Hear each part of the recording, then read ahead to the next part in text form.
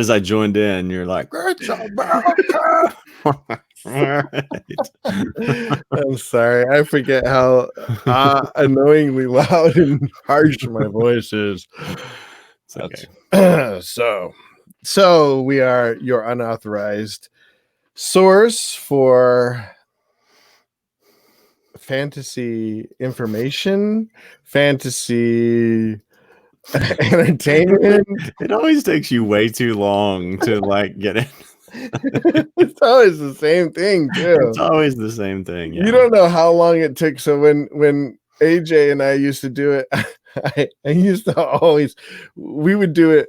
We wouldn't do it live, and so we'd start over the recording like so many times because it'd be like, "Hey Jay, what AJ, what Herschel." That's what audiences like. Audiences are drawn to just total stumbling out of the gate. Okay, so I am Judah Buddha. I am joined here by It's Jared, and we will be joined hopefully soon enough by AJ Herschel, the kid. But for now, he's working on a presentation for school. So we will go ahead and get started. In the news, there wasn't much in the news. That big trade by Pittsburgh, I think, is quite curious. Like, here's a team who I'm worried isn't going to make it to the playoffs, and they're trading like they're a Super Bowl bound team. Right. What in the world? Yeah. What do they know that I don't know? Well, apparently, they think highly of Mason Rudolph, which, I mean, we kind of touched on it. I don't know if it was in Saturdays. I don't know. We touched it in one podcast, but, I mean, it's all going to be about what Mason Rudolph does. I mean, even if they don't have a great season, I mean, if he looks good, but yeah, through like 1.5 games, not particularly impressive. So I don't know. We'll see. I mean, I was surprised that they did that. It didn't really make it, so they traded a first round pick for fifth round, I think. First round for Minka. And then recently, so today. Oh, right. Sorry. I'm thinking of a different trade. Yeah. So Vance McDonald is hurt, and they traded that later round pick for, who was it again? Which tight end? I forget. Okay. Herndon or something. No, not Herndon. Who was it? Bennett or something. I don't know. It doesn't matter. No. Vanette. Nick Vanette. Bennett. See, Bennett Vanette. I was in the ballpark there. Yeah. So yeah, I mean, a fifth round pick is nothing to sneeze at. That could be, right. Dak Prescott. He was 12th round or something. There's not a 12th round. It only goes 7. I meant in fantasy. He might have been a 12th round pick in fantasy. Yeah. Actually, he was just undrafted mostly in fantasy, but not in my leagues. Yeah, Pittsburgh, it's a weird situation, but you got to think about like the inner workings of these situations where they're not always doing the thing that's most logical. I mean, sometimes a GM is, I think someone pointed this out I was watching, I was watching some like sports roundtable, and they were pointing out like, Tomlin and their GM, who I don't remember who their GM is, but guys like that in that situation can't count on building for like 2021 or something like that, because if they have a bad season, they're gone. They may be gone. So that's interesting. Yeah. So well, I don't expect Tomlin to be there next year. He's hung on way too long. I mean, he's lived off.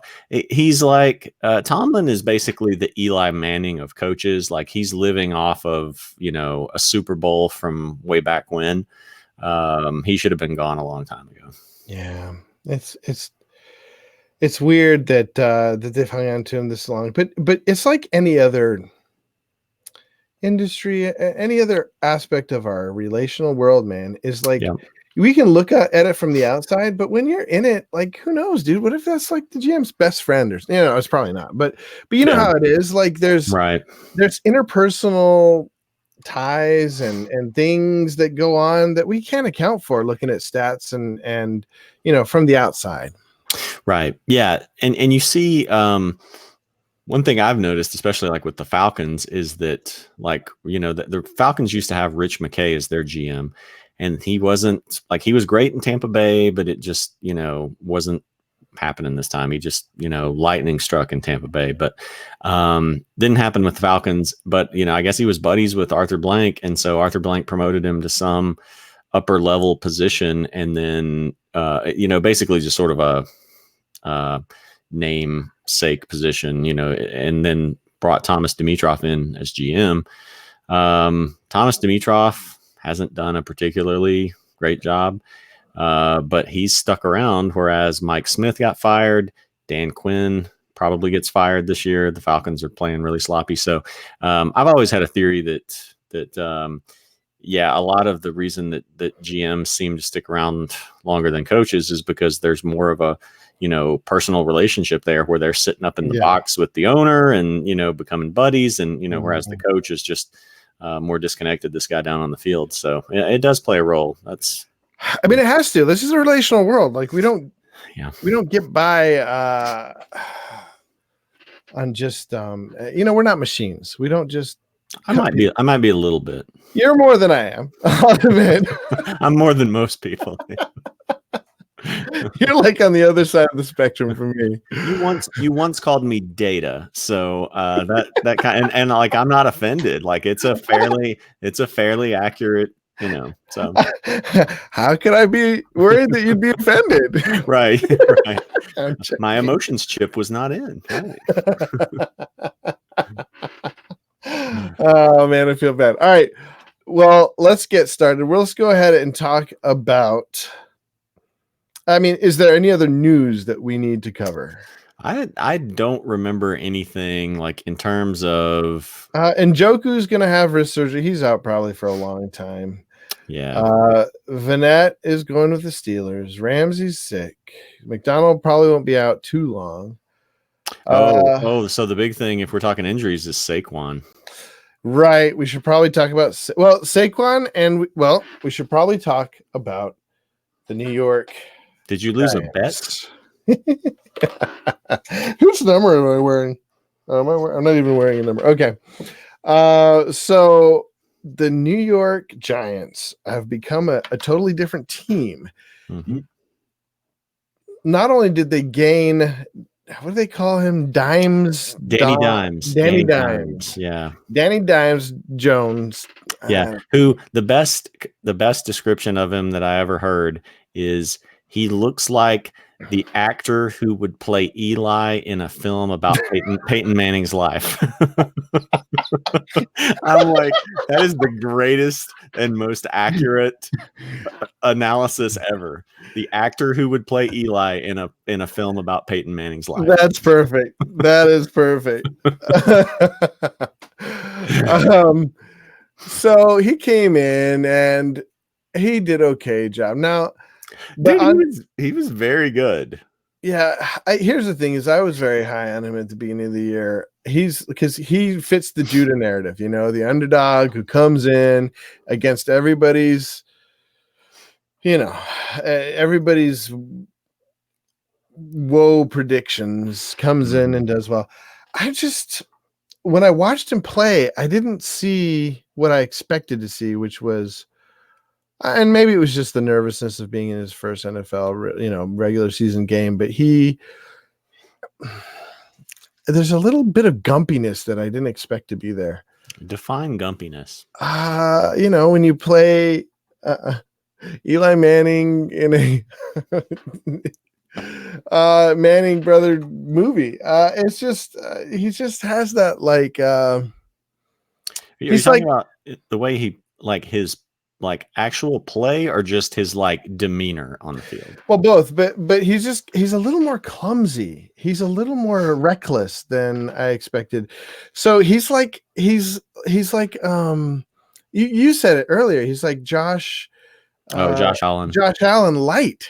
I expected him to be Josh Allen plus, but he's like Josh Allen light. I'd rather have Josh Allen. Well, I mean, yeah, it's hard to say because it's one, it's not exactly a great sample. It's one game against Tampa, which Tampa's been actually, surprisingly stout defense, solid, on defense. So I don't know, and I didn't really get to watch much of anything other than highlights, so I don't know. So I didn't really look to see. I'll look while we're going through all this about like what his actual numbers were, completion percentage and stuff. I mean, I did see he did have some nice throws. He did. And he had, he's again, the big thing with the comparison to Allen is that he runs, he ran for 2 touchdowns. Yeah. And that's not like an anomaly. That was what he was doing in college too. So, but here's the thing. So to me, Allen is in the same phylum as Luck, in the sense that he's a tall, strong white man, except he can't throw as well as Luck, right? But as far as his running ability and his just like his overbearing physical demeanor, right? I guess that's what I didn't see from Jones. You didn't see the big white Shrek. You saw like Farmer Boy Jones running to the corner, and you didn't see the deftness of like anybody else, like say like Lamar Jackson, obviously, but so it was like clumsy guy. I just pictured him with overalls running for the sideline. I just right. And maybe it's just all in my head, and I overhyped him way too much in my head. I don't know. I mean, the main thing in the NFL has been just being able to, it's all going to come down to, can you make throws? Like, to me, like, even though you've got guys like Mahomes and then now Lamar Jackson and stuff like that are kind of like a new era of the mobile quarterback, there for a long time, we had kind of like back in the days of Michael Vick, we thought, okay, this is the future. You can't have a stand in the pocket guy anymore. And then, that turned out to not be the case. So I don't know. I think just any mobility is a plus. Yeah. And it'll just come down to, whether or not he can make the throws. So. Absolutely. Well, and we started this discussion by bringing up the Saquon Barkley news. And that's going to be probably is going to bleed into our discussion about the who to pick up on the waiver wire tonight. But you own a little bit of Saquon, right?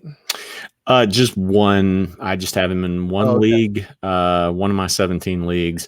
I got the number 1 pick once in one snake draft, and I didn't take him in any auction drafts, mainly because I was afraid of that type of thing where you spend, because basically you had to spend, you get a $200 budget and you had to spend $75, sometimes, $80 or close to 80 to get him. So you're spending nearly 40% of your budget on one player. And he's great. Yeah. If you knew he was going to be healthy, I would have probably been willing to pay that. But if he goes down and you've spent, 40% of your budget on that, and, so mostly, like in auction drafts, I kind of avoided those, really, really expensive top 3 or 4 players.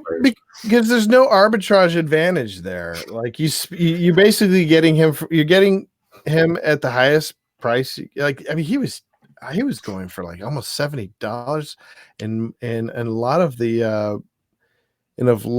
auction drafts I was in. He was way going out there. I never saw him go for less than 72 or 3, and I saw him go all the way up to like 79. No, oh man, right. Wow, right, that's like almost half your budget. Yeah, it's basically, $80 would be 40% of your $200 budget. So and why would you spend anything like that on any player? Because they all go down eventually, Right.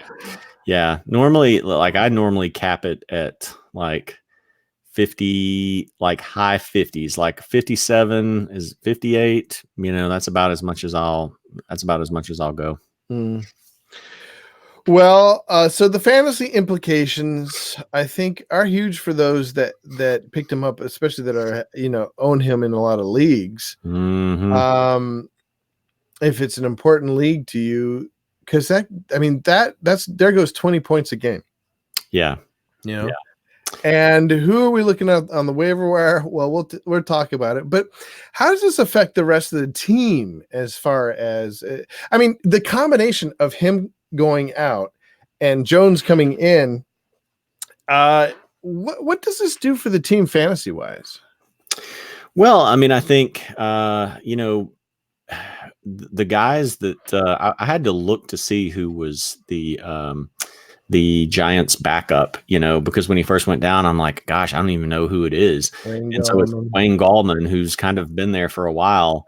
But he's not particularly impressive. So I think, Matthew Berry was talking about how Daniel Jones might lead the Giants in rushing now. He I hadn't thought of that. Yeah. So I'm not gonna really I'm not gonna really make that much of an effort to try to get Gallman.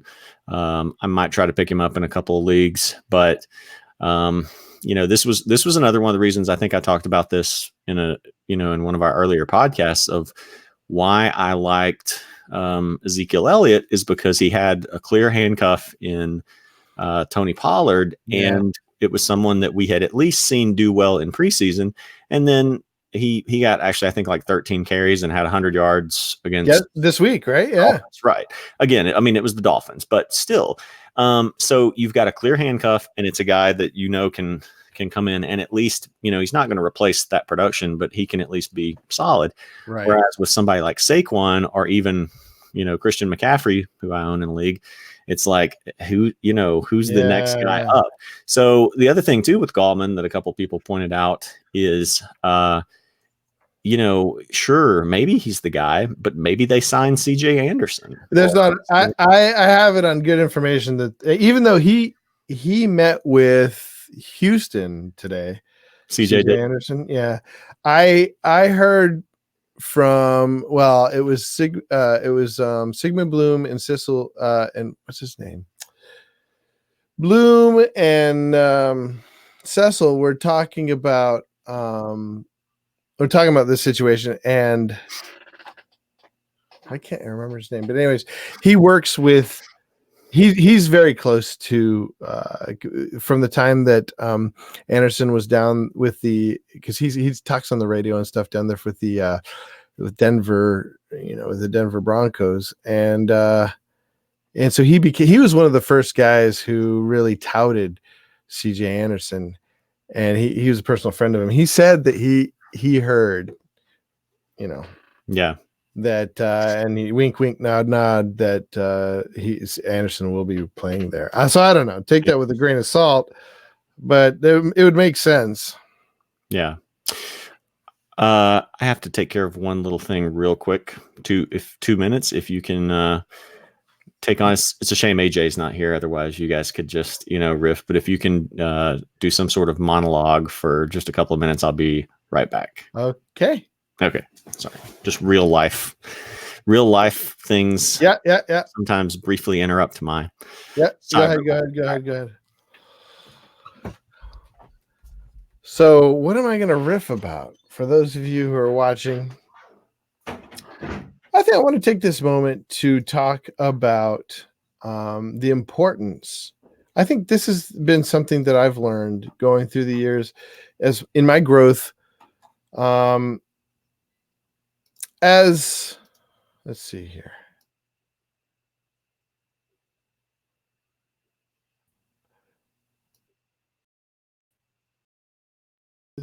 See, in my growth as a fantasy football player, I think the one thing I've learned is to memorize the depth chart. Know who is next in line.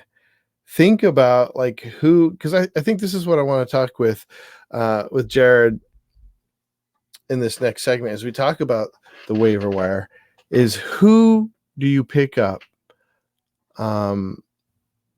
with expectation, when knowing, like looking a couple moves ahead, a week or two ahead, thinking about who would you want on your bench if if all the running backs get hurt this week, who would be the one guy you'd want?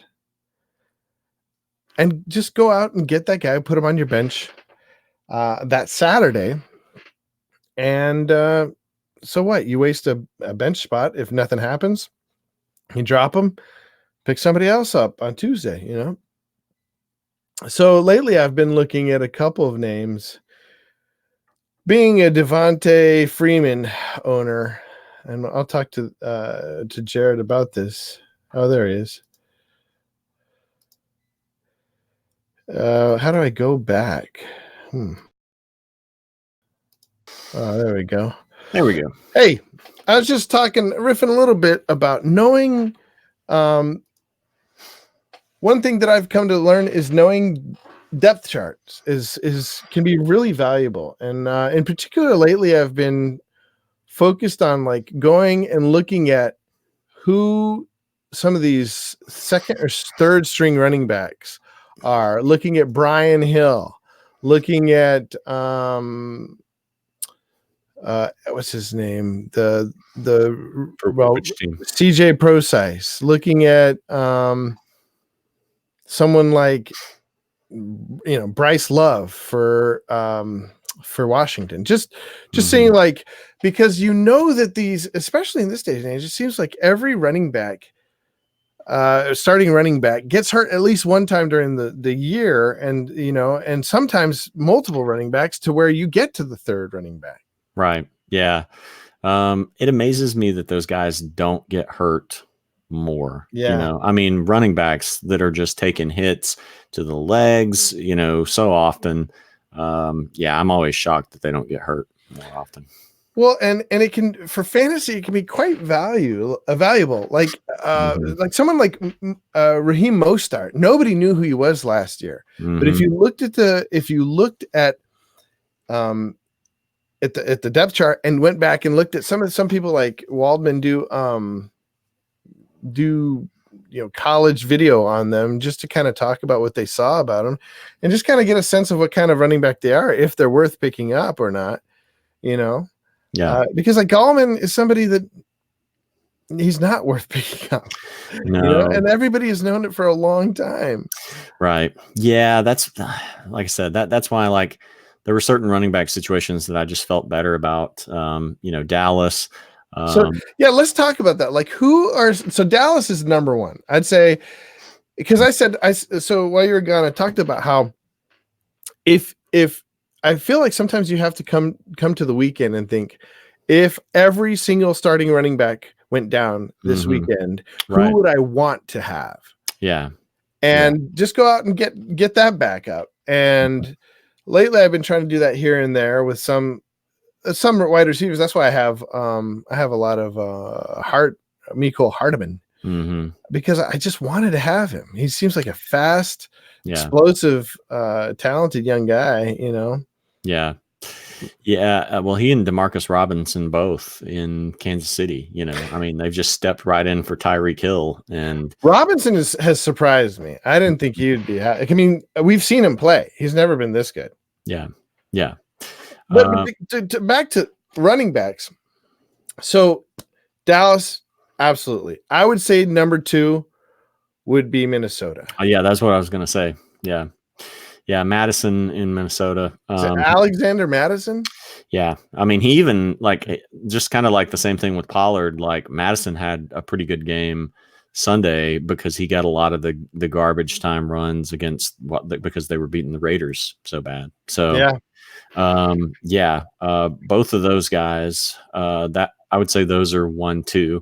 And I would have to sort of go through the progression of all the teams to really, figure out the exact, line. But then I would also say, like, it would have to be the ones pretty high up there would be the LA teams. So if Eckler went down, Then you'd get a lot of Justin Jackson until Yeah. Melvin Gordon gets back, or if he's coming back. I think he will. But and then the other one would be, part of the situation, part of the problem with the Rams right now is, Todd Gurley's getting about 15 carries and then maybe a target, maybe one target.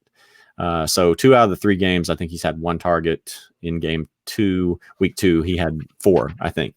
But if he went down, then, there's less spreading the ball around. And so, Malcolm Brown would probably be, a good play there too. So at what point do you think Darrell Henderson is just not going to get any play this year? Or because you're talking, Darrell Henderson is somebody who was an excellent player in college, who everybody touted highly before he came into the NFL. Yeah. High on everybody's list.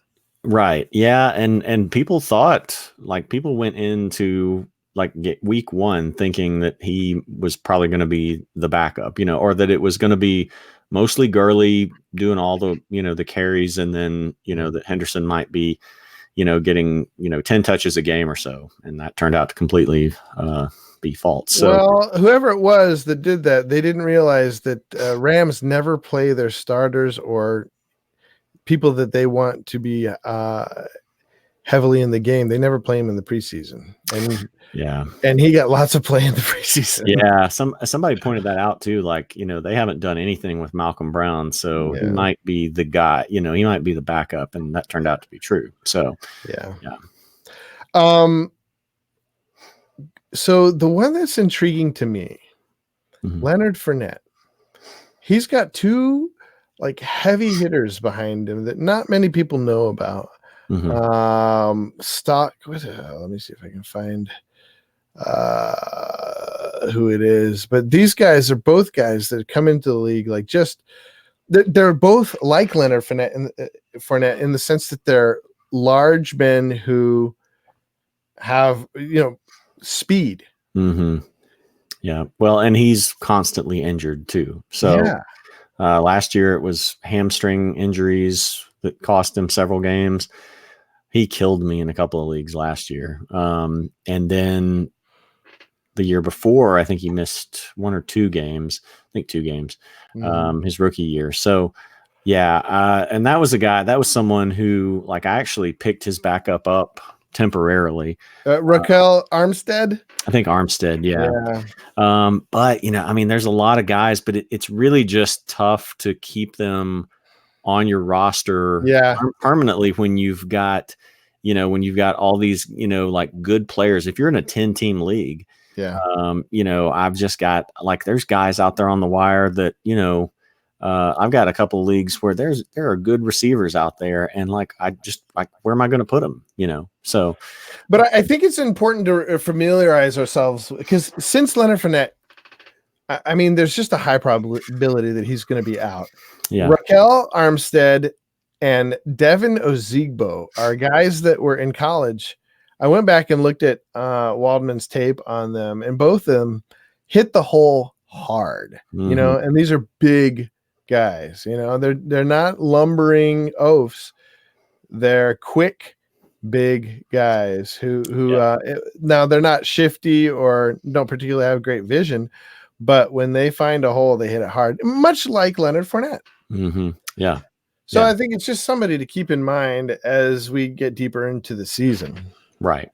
Who was I thinking? Another depth chart situation. So what are your thoughts on Latavius Murray at this point? Because Dwayne Washington, I think he's injured at this point. I don't know. He might be back, but I think Latavius Murray, after watching how well Alvin Kamara did this week, I'm back on the Latavius Murray train. Whereas when Drew Brees went down, I thought Latavius Murray's stock was dead. Right. So I'm not on the Latavius train. I was just looking here to refresh my memory. So against Seattle, 2 carries for 2 yards. So he's just such a different running back from Alvin Yeah. Kamara. So if Kamara went down, then sure. But I mean, to me, he just has no real value unless it's a blowout game where he's gonna get some of those extra carries. It's true. Then finally, the last one I'll talk about, because most of them are already everybody's involved, Yeah. But the one that I'm curious about. Well, two I'm curious about.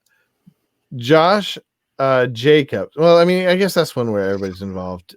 So the second one would be James Conner. Like, does Jalen Samuels, who's someone who last year really shined when James Conner was out. I think it was like in their run towards trying to get into the playoffs. Mm-hmm. And then Benny Snell is behind Jalen Samuels. Both of these guys are stellar backs. They could easily fit into that system behind that offensive line. And I think that's something to look at, is like, look at the offensive line, whoever is next up, be on them.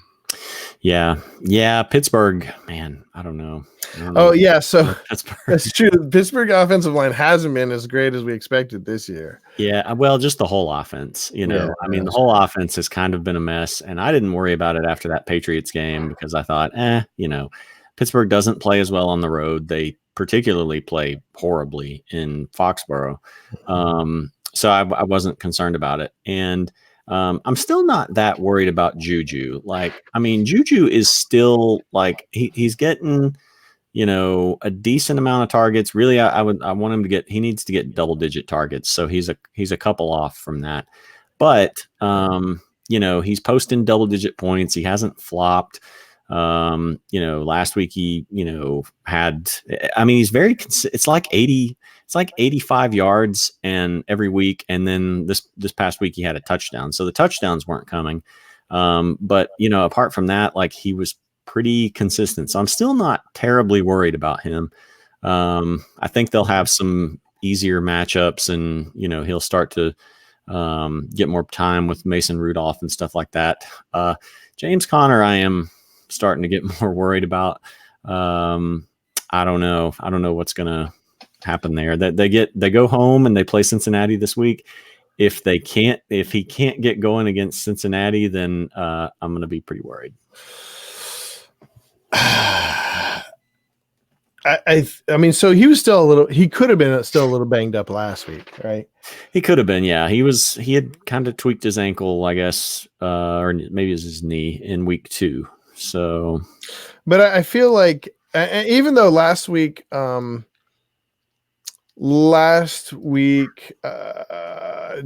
Samuels didn't get that much play. No. The first 2 weeks, Jalen Samuels was basically splitting carries with him. Or, well, it was like 60-40, which is pretty low for a starting running back. Yeah. I don't know how much. I think Samuels may have been in on. I got to go back and look. I think he may have been in on snaps, but just not necessarily. Maybe that's what carrying the ball. That yeah. So I mean, he had. I think they used him still a little more as a receiver, but week 1 he had 2 carries. Week 2 he had 3 carries. So I don't know what his snap percentage was, but Connor was still, pretty well the guy. And going into the season, people were thinking it was going to be more of a split. But in the preseason, one of the reasons that I was taking several shares of James Conner was I started feeling better about him getting the majority of the touches. And so because that's how they used him in the preseason, as he just always rolled with the first team offense. And so I felt pretty good about that. And so that's still continued, but he's not producing. So, well, not yet. It's only been three games. Oh, we've got Ryan's back. Hey, Ryan, what's going on? Thanks for dropping by. Appreciate you coming by tonight. Yeah. You say just want to drop by and say hello. Well, we appreciate that. Nothing to ask us, though? Nothing at all? Yeah, you think of a question. Come on. Well, let's just go straight into the sleeper, or the waiver wire. I tend to call it the sleeper wire because I like to pick up people that I like to come in, swoop in after. Sometimes I'll wake up at 4:00 and just kind of look at who did everybody drop. Mhm. First of all, as an idea for picking up Saturday, Mhm. and who's left over, Mhm. because okay. So who would be your number one pickup, or first, who do you think's going to be the number one pickup tonight, and who is going to be one of your number one pickups? Well, I don't know who's going to be the number one pickup because part of the problem with that is, they'll list someone as being such and such percentage owned, but that's like across all leagues, and so a lot of those are free leagues where people don't know what they're doing. Right. You play a lot of pay leagues. I play nothing but pay leagues. And so a lot of these guys, they're like, oh, this is the guy to, pick up. Like he'll be on most rosters or something like that, So it's kind of interesting. So a lot of times the guy that I'm looking at is someone who's like this week, I think in 10 of my 17 leagues, Cortland Sutton is available. Interesting. Yeah, and he's had like 2 out of his 3 games have been really good. He went over 100 yards in the first game. He had sort of a down week in week 2 where Emmanuel Sanders was getting all the targets. Yeah. But then he came back for 87 yards. Still doesn't have a touchdown, but yeah, he had like 7 touches, something like that. he's gotten his target share has been 8-7-8. So 8-7-8. Yeah, that's not bad. that's pretty good. And so he had 15.5 points in the first week. That's good. Yeah. Because he converted 7 of them for 120 yards. Week 2, he just had 4 receptions for 40. But that was against the Bears. So, 4 catches for 40 is not, it's understandable against the Bears. And then against Green Bay, he came back with 5 receptions for 87. So, that's 11.2 points. So if he could ever start converting some of these for touchdowns, that would be pretty good. He's still got his next couple of weeks are pretty tough. He's got Jacksonville this week. And so that's possibly still Jalen Ramsey. We don't know. And then he's got the Chargers, and the Chargers have a good pass defense. So, so after that, then it starts to kind of loosen up where he's got Tennessee, Kansas City, Indianapolis. But that's the tough thing for Denver is, they don't have a dynamic offense and they have, kind of a tough schedule. Cause I was looking and I'm like, oh, okay, then it loosens up a little bit. And then it's like bye week, Minnesota, Buffalo, Chargers again. So, I think he's a guy that you could use some, but he's not an every week option, And you know what I'm going to say? Joe Flacco. I know. You got Joe Flacco thrown. Now it's funny because I've never been a Joe Flacco hater, and when people have been so down on him, I've been like, come on, give the guy a break. Until this year, I can't find anything good about him. Yeah. I mean, he's worse. He is worse than some of these other like second string guys coming in. You know? Like, yeah, exactly. Well, and that's the thing where I think we've got a lot of quarterbacks in the league right now that they're playing based off of name, I mean, like, and I don't mean that like it, it's a sort of a case by case thing where like right now, I've got Aaron Rodgers on one team and I'm not sure if he's put up 15 fantasy points yet.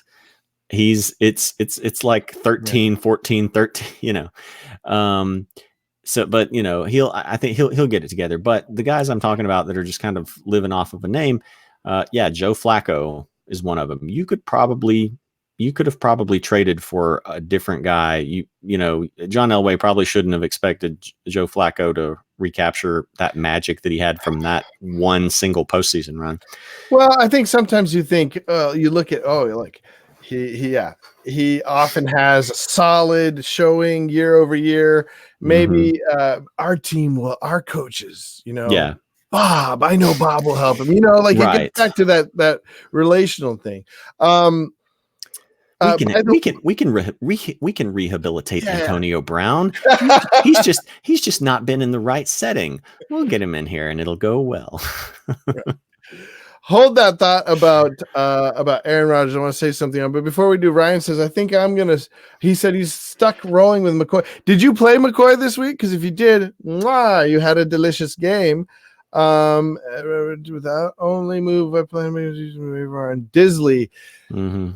Yeah, Disley is probably somebody I'm gonna have to go out and get as someone who has a whole lot of Skittles, otherwise known as Kittle. I have so much Kittle, and he's out this week. I know I'm going to be getting some Disley somewhere. I thought you were making a reference to Disley being in Seattle and Marshawn Lynch with the Skittles, and how like Disley's like some kind of heir to the Skittles throne in Seattle. I completely overthought that. That would have been clever. I went more for the it sounds like Skittles. Nice. Kittle. So yeah, I would have I think I hate to admit it, but I think that's one of my my regrets. Is taking Kittle. There's taking so much Kittle. I took a fair amount of him, but somehow like I started getting spooked a little bit. Or well, I think part of it was that I ended up getting like good second tight ends. Like I would get Evan Ingram. I would get like Evan Ingram, or I would pick up Hooper, or I would pick up Andrews. I picked up a lot of Andrews. Like I picked up Andrews in like 6 leagues.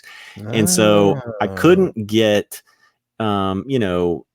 I was a believer in Mark Andrews, but I knew that I couldn't get like what I thought his value was, because like, oh, well, you just picked this guy up off the waiver wire. Like, well, yeah, but he's had, like 7 catches and 100 yards and a touchdown each of the first 2 games. So good call, man. I will keep him and trade Kittle. So I think I have, how many shares of Kittle do I have? I think I have 1 or maybe 2 shares of Kittle left. So I ended up just dealing him for like a receiver, running back in all those leagues.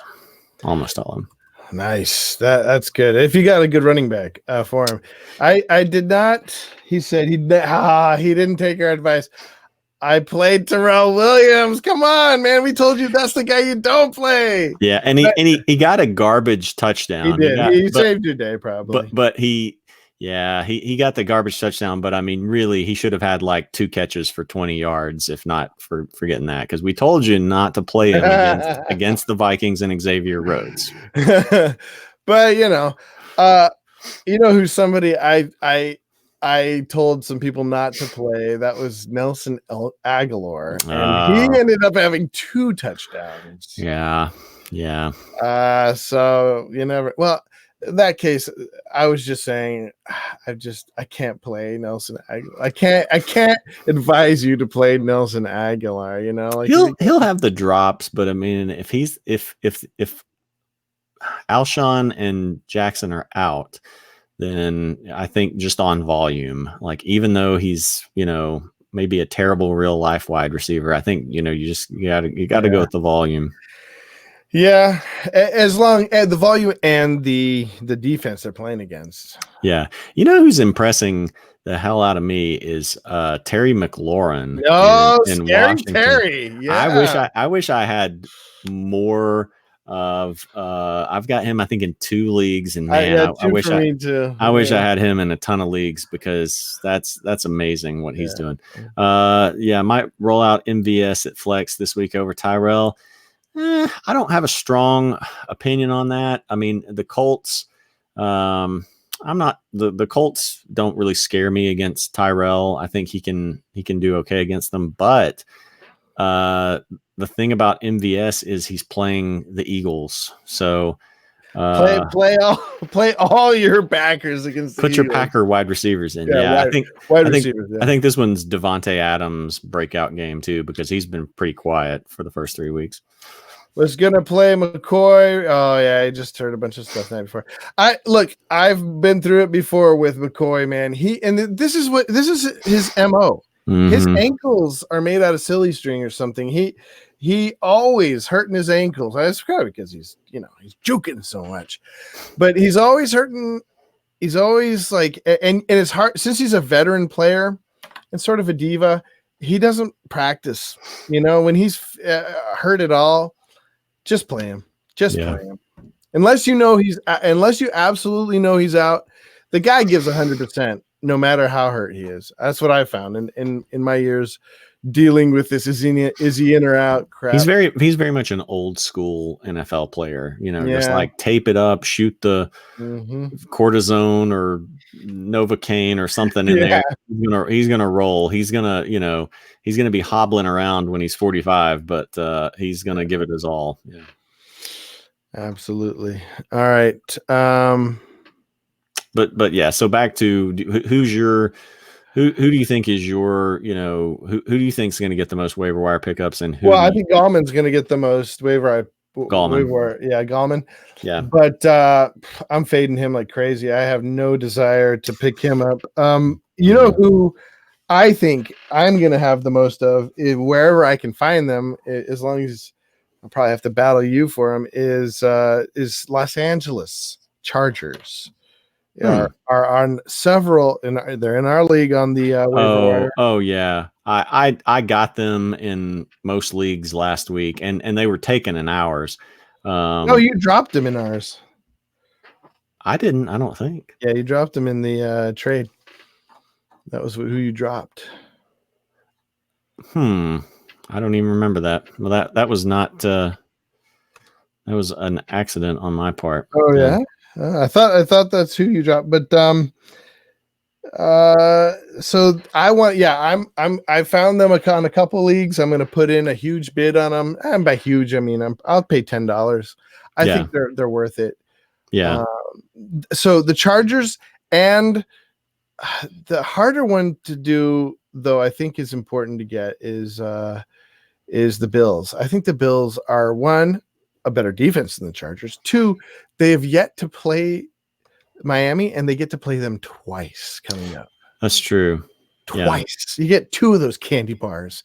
And so those are some defenses I'm shooting for. I don't typically go to pick up defenses, but I mean, this year, more than any other year, I feel like exactly who is the defense, who the offense is to play a defense against. Yes. We have tanking teams this year, Right. Well, and I was fortunate that I got New England in 7 of my 17 leagues, because I was looking at that early schedule and they usually shut down Pittsburgh at home, and then they get Miami. So I'm like, okay, that was good. And so that has turned out to be a really good move.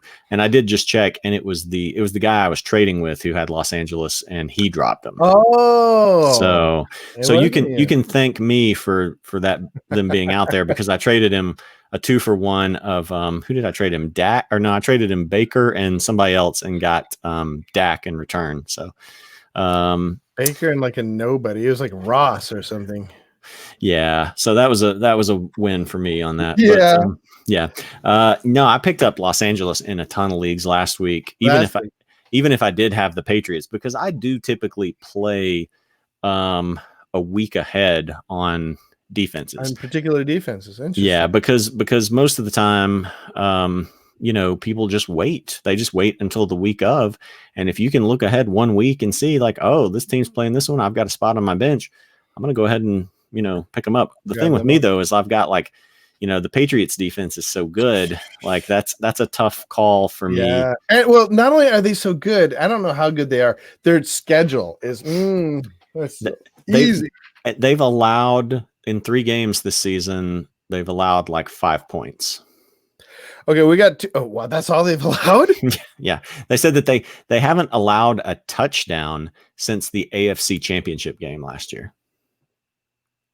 Wow, that's something to take a moment and think about. Yeah, wow. Right. Yeah. So, a quick question for you. Mm-hmm. Do they go 6-0? No, I don't think so. Play the Bears. They play Minnesota, I think. Well, the Bears, they will. if we've seen what other defenses have done to Mitch Trubisky, Yeah, that's true. Mitch Trubisky may have negative yards against the Patriots, and I'm not even like, Yeah. I'm not even really exaggerating that much, but I'll have to look at the Patriots schedule. Okay, look at their but, schedule. What's your thought offhand? No. I'm just going to say no, because it's just, I mean, there's so much parity in the NFL. And they, it's not like the year where they had Randy Moss, and they were going 16-0. I would say if Antonio Brown had kept his nose clean, I would have said, yeah, they've got a real chance to go 16-0. That is a big difference. Yeah, I mean, he just would, and I think that was why they, took that risk of signing him, was he is just such a difference maker, So I think without him, their offense is good and their defense is great. But I just, I think they'll have a slip up somewhere, Yeah. They may. I say they go 16-0. All right. Wonder if McCoy did enough to take his starting. Well, I think it was no brainer. He had the starting job I believe he was hired to be the starting running back. But it remains to be seen how bad his ankle is. Yeah, I've wondered about this too. I've only got Damian Williams in one league, and I've got other options, but I did try to get rid of him and couldn't because I wasn't sure if Shady was going to come in and take that job. Since he's been out a week, I don't know how things are going to shake out. If he's back this week, I think they'll still be involved. I think it's still but it may be more like a 60-40 split in favor of McCoy or something. I really maybe for a week or two, but I think eventually, if he's healthy, he's just going to run away with the job. That's my feeling. McCoy or Williams? McCoy. Williams is just a schmo, man. I mean, he's good, but compared to McCoy still got it. All right, start or sit. This is Brian Griffin. Brian Griffin's tuning in. Man, we've hit stardom. I love it. Big fan, Brian. Brian Griffin says, start or sit Alshon Jeffrey. So looks like he's going to play. Yeah. He full practice today. Thursday night game against the Packers. That's not, a terribly scary matchup. You'd think it would be harder, don't you? You would think, but again, Cortland Sutton did pretty well, against him. Again, it's a revenge game. Oh, wait, no, Packers, right? Wait, who is he playing? No, the Packers, it's a revenge game. A revenge game from. Oh wait, no, he's playing the Packers. I'm getting confused. Okay. Yeah, so he's playing the Packers. No, they actually have a pretty good secondary. I don't know. It is pretty good, but you gotta think King and who's the other guy? But yeah, but they were a little bit skewed by the they've played well. Like, okay, so they beat Chicago 10-3, they beat Minnesota 21-16, and they beat Denver 27-16. So they've played well. It depends on who are your other options? That's really the question is, who are your other options besides Alshon? Yeah, that's a good question, because he could get shut down, especially if he's still banged up. He also says start or sit David Montgomery this week. That's hard to tell, man. If I had assumption of logical, rational coaching, I would say start him. But we're talking about some pretty lame brains, man, running this show. Yeah, well, but we need to know though, like, are these guys your flex option, or is who are your other receivers, who are your other running backs? So because really it just comes down to like, what are the other options? I mean, there's scenarios where, hey, if you've also got Christian McCaffrey and Alvin Kamara and Marlon Mack, I'd say, yeah, go ahead and sit David Montgomery. Well, but it's probably in his flex. I mean, most people have David Montgomery. They got probably late 12th, 13th round. Oh no, David Montgomery. Like I never saw him go past the 6th in my drafts. Normally, he was a 5th round pick, and by the time like Brad Evans was done hyping him up, he was going 4th round. Really? Yes. 4th round for David Montgomery? 4th round for David, because and a lot of it was just Brad Evans, because Brad Evans this year, David Montgomery was Brad Evans's 2018 Royce Freeman, where he was like, Royce Freeman, he's going to be the guy, and then he wasn't. Pretty much fade anybody. Brad Evans. Fade any running back, any rookie running back that Brad Evans tells you to get. I mean, just fade any running back in the rookie running back in the 4th round. That's ridiculous. Well, but you think about in 20 but you think about the year before, Saquon was a 1st round pick. Yeah, no, that's true. So you got to take it on a case by case, but when it's a situation where you don't know how the timeshare is going to break down, and that was the thing that scared me away from Montgomery in all but like one league or so, was you had Mike Davis that they signed, and you had Tariq Cohen and all this other stuff. So I think I took a lot of Josh Jacobs, and I told people to take Josh Jacobs over Montgomery, because he's better than Montgomery. Oh my gosh. Right. See, that's what I saw. I saw 4th round for Josh Jacobs. I never saw David Montgomery. Well, maybe 6th round. Now that I guess I was lumping him, sort of in retrospect, lumping him in with the Sanders and Devin Singletary. But he did go before them. I just traded Montgomery and Ross for Evans, Mike Evans. Oh, wow. That was before he went off this weekend. So I had him. I did pretty well. I had Kamara and Evans on the same team. So I did. That's a good combo. I guess if Brian isn't going to give us his other options, I'll say, not knowing anything else, I would not be terribly inclined to play Montgomery against Minnesota. I sat Josh Jacobs in all my leagues last week because I didn't trust him against them. It's a little bit different because it's the game is in Chicago, but man, it's just hard for me to Montgomery got some yards because they were playing Washington and then Denver the week before, and so they were trying to protect a lead, but I don't really like Montgomery against Minnesota's defense. Oh wait, we'll come back to Ryan. Brian says his other receivers, going back to the Alshon question. Oh, Stephon Diggs and go with Alshon Jeffrey. Go with Alshon. Yeah, that's an easy one.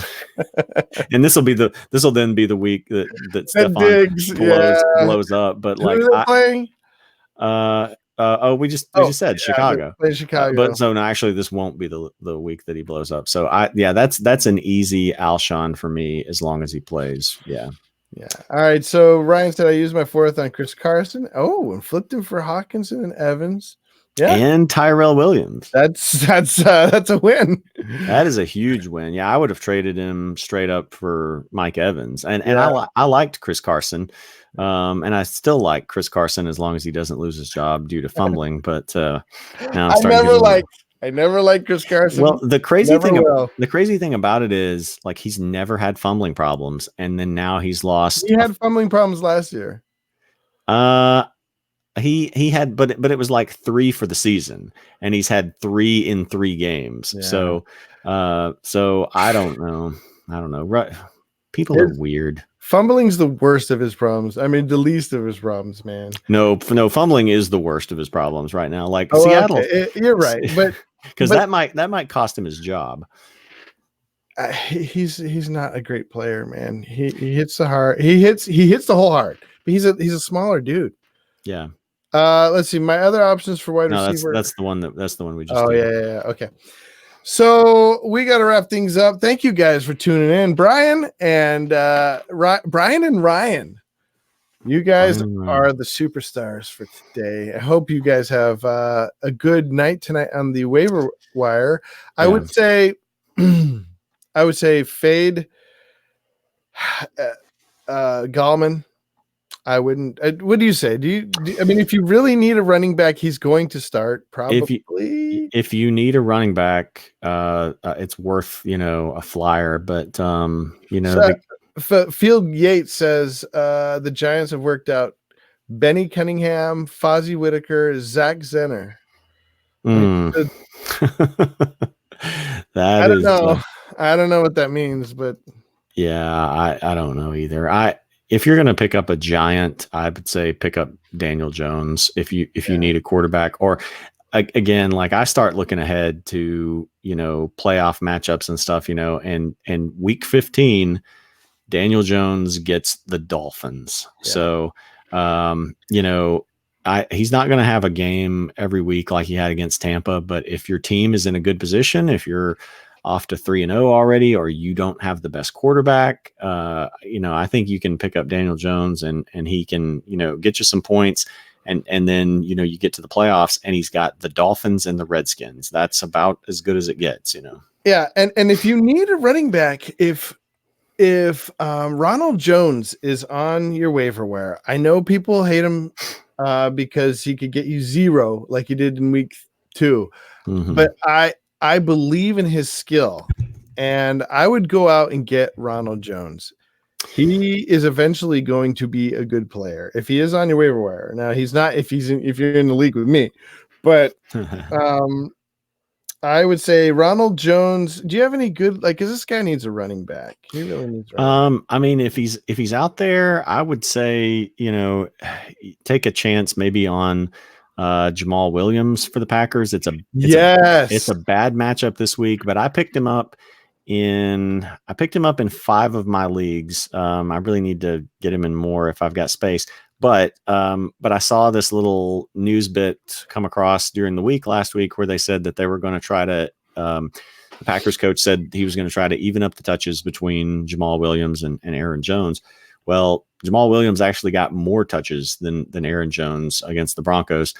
The thing was, though, Aaron Jones got the 2 touchdowns. So I would say, if that's the way it's going to be going forward, then he's worth rostering and seeing how it works out. Week 2 against Minnesota, I guess he did have a touchdown because he had 11.6 points.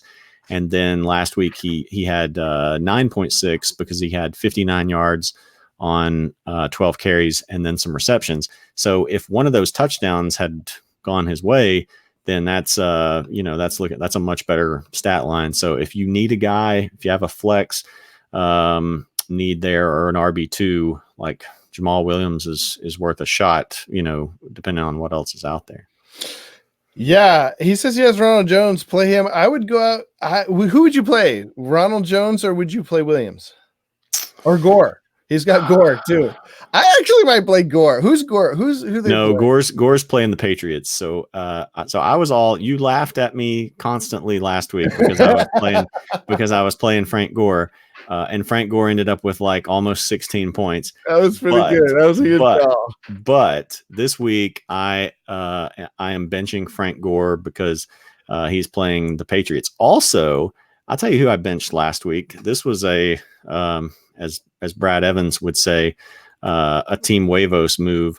I benched Le'Veon Bell because he was playing the Patriots, and I think I put Gore in place of him. Nice. And because I just like the Jets, they have no offense right now. And so I knew the Patriots were just going to stuff Le'Veon Bell. So I benched him and it worked out well. So let's see, Ronald Jones. Oh my gosh, that's a brutal matchup too. So who's playing? So Tampa's playing the Rams. So that's actually hasn't been too bad for running backs. No, but it's in. They just have to get around Aaron Donald. True, but it's in Los Angeles, and the Rams are probably going to. I can just see. I can see this being a game where Jameis Winston starts throwing picks, and they get behind, and then they're having to throw the ball more. That is brutal. Gore or Williams or Ronald Jones. Not Gore. Maybe go with Jones, I guess. Yeah. One last guy for you guys that need running backs that have Saquon. Someone to keep your eye out. I'm going to go out and get this man is two guys. Justin Hill. I think Justin Hill is an Justice Hill. Justice Hill. Yeah, sorry. Justice Hill is an important guy to keep an eye on, as Ingram's ahead of him, and Ingram is somebody who plays with violence and always every season gets hurt. Yeah. And that of course, Gus Bus is still there, but I don't see Gus, what's his name, as a Gus Edwards as a big threat. I think Justice Hill is a tremendous player. And then the other one is, I can't find him, but they just activated the rookie. It's also a Hill. I forget what his first name is. Ben Hill or something like that. For which team? For the Falcons. Oh, Brian Hill. Brian Hill. Somebody to keep an eye on, as, man, dude, Freeman has been, he's just an old man now. I think he's going to do a lot better, but he could easily get hurt. And Ito Smith is hurt. So just somebody to keep an eye on. If you really need a running back, somebody might want to stash on your bench. Yeah, that's fair. Yeah, to Ryan's question, so he won that trade, but karma, yeah. But yeah, so Barkley's out, McDonald's hurt. No, well, do you need a tight end? Is this a league where you're playing two tight ends? I mean, if not, then I wouldn't worry about having your second tight end down. The bigger issue is Barkley, and I think teams really have to kind of consider what your situation is. Like if you're 3-0, then I would say just kind of see what you can. Well, I would say see what you can get to plug in there and ride it out and see what you start doing. Oh, if you're 3-0, if you're 3-0, if you're 1-2, Saquon Barkley is probably not going to be back until like week 12. Yeah, if you're lucky, and then he comes back because the Giants have a bye in week 11. They're saying it's a 4 to 8 week injury, probably on the higher end of that. So let's say it's 7 weeks.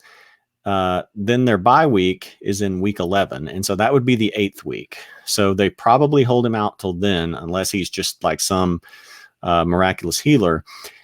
Then he comes back and in week 12 gets Chicago. And so he's not going to be usable for, the vast majority of the season. I would try to find a trade partner that would be willing to overpay for him, that would still give you like a very good running back and maybe, another, position like a good tight end or something. Somebody I think would overpay on the hope that he's going to just miss like 4 weeks or something, So I think you have to take note of what your particular situation is and whether or not you can ride it out with him, or if you need to deal him, as painful as that might be. Yeah. Ryan says McDonald's my starter, and Hawkinson. Oh, so he doesn't have a tight end. I would get Disley. If you can't get Disley, like there are a ton of decent tight ends out there. Like Eifert, you could probably pick up. Davis, you could probably pick up. I mean, these guys will get you at least 3 points, Yeah, but that's like I don't know, the tight end.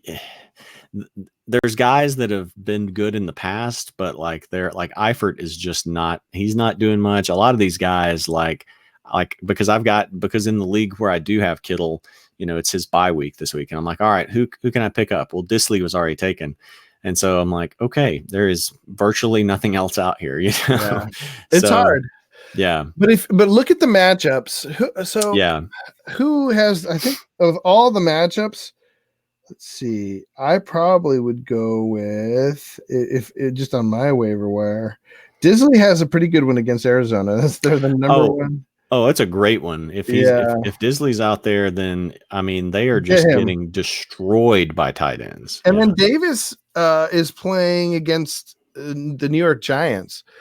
Yeah. So they're not doing too great. And then you could always gamble on one of the Rams. I would probably go with Everett, but I don't know. Yeah, that's true. Vernon Davis is another pretty good option because it looks like, Jordan Reed is getting to the point where he really just needs to retire. Yeah. So so Vernon Davis is an option.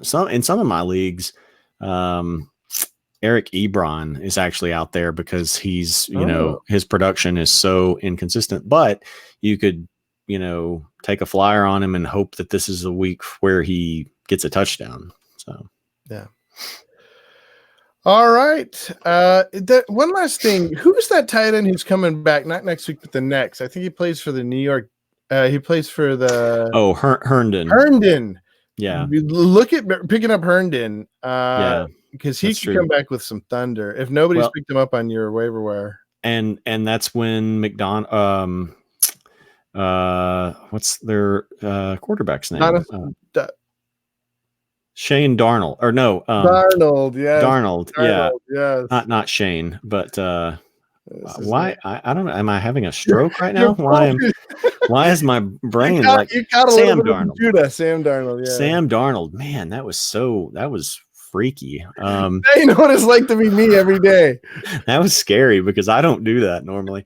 But I started to say Shane McDonald, and I'm like, I think part of it though is because I was looking at McDonald on the screen here on his message, and yeah, that was bizarre. Sam Darnold. So Sam Darnold is supposed to come back from his mono battle, and so yeah, I think Herndon. People have, for the moment, forgotten about him, but the fantasy analysts are, as soon as we get into the bye week, they're going to be like, oh, pick up, if you need a tight end, pick up Herndon. So you might want to go ahead and try to grab him early if you've got a spot. Yeah. Okay, well, that's the best we could do for tonight. Hope you have luck on your waiver wire. Look at your defenses coming up. Look at some of these defenses that might be out there. Also, Pittsburgh might be a nice one to pick up for this week. Yeah. Pittsburgh's a solid choice, I think. Especially with what's his name? Who they picked Minka Fitzpatrick. Minka, man, he was everywhere last week. He's good. And they're going to be playing the red rifle. Andy Dalton in primetime. Oh man, I'm not sure if that primetime matchup is working out quite like they thought it would at the start of the season. That's gonna be a great game. Okay, well, everybody, thank you for tuning in. Ryan, shout out to you. Brian, shout out to you, and of course, AJ Herschel, the kid, who's probably listening in, but we hope he comes back. And to It's Jared, thank you for joining once again and being part of the Rotohackers crew. We're underground. And what does that mean? Now you're the one